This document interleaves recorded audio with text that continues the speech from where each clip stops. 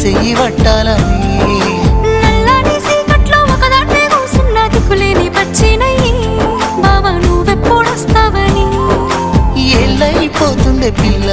ఎన్నెలొచ్చింది మన బతుకులా ఏలైపోతుందే పిల్ల ఏలు వట్టంగా వస్తున్నాయా ఇన్నాళ్ళ ఎడబాటు ఎడబాసిపోతుందిలే ఈ సీనయ్య గుండున్నదే సినదారా నీ కోసము ఈ దూరాన్ని చెరుపుతూ తీరాల తెగిరింది అందాల ఈ మానవు